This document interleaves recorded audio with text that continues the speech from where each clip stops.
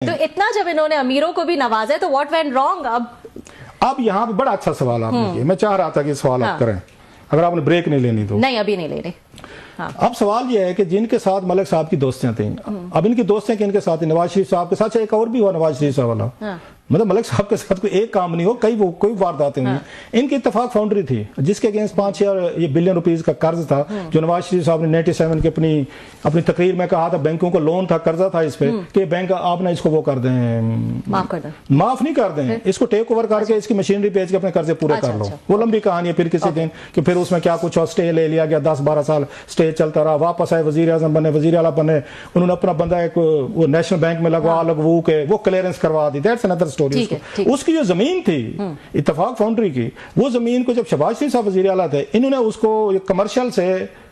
Residential کروا لیا۔ وہ انڈسٹریل لینڈ تھی جو نہیں ہو سکتی تھی، انڈسٹریل لینڈ پہ انڈسٹری لگتی تھی، لیکن شہباز شریف صاحب نے کرا لی۔ وہ کرنے کے بعد وہ جو زمین تھی وہ ملک ریاض صاحب اور کچھ اور لوگوں کو کہا گیا کہ تم آپ اس کو خرید کے ہماری پرائس پہ تم اس پہ ہاؤسنگ سوسائٹی بنا لو۔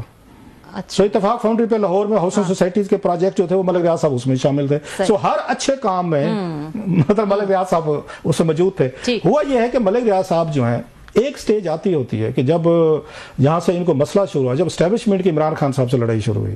اب تک تو ملک صاحب ان کے ساتھ کھڑے تھے، نواز شریف صاحب کی انہوں نے فلیٹ لیے لندن والے خریدے، وہی مطلب جو عمران خان صاحب کے 9 ارب کے 18 کے خریدے، ان کی انہوں نے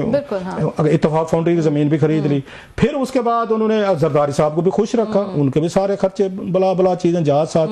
خان صاحب کو بھی انہوں نے یہ فنڈنگ بھی کی اور انہوں نے اور بھی کام کر کے دکھائے۔ اب لڑائی ہو گئی یہ اسٹیبلشمنٹ کی اور عمران خان صاحب کی۔ No, you have to draw the line. George Bush 9/11 جو انہوں نے کہا تھا نا کہ either you are with us or against us, there are no neutral ground. یہ نیوٹرل گراؤنڈ لینا چاہ رہے تھے، وہ کہتے ہیں نہیں بھائی جان اب نہیں ہوگا، اب یہ نہیں ہو سکتا، مطلب اس طرح مطلب اینج نہ کرو تسی،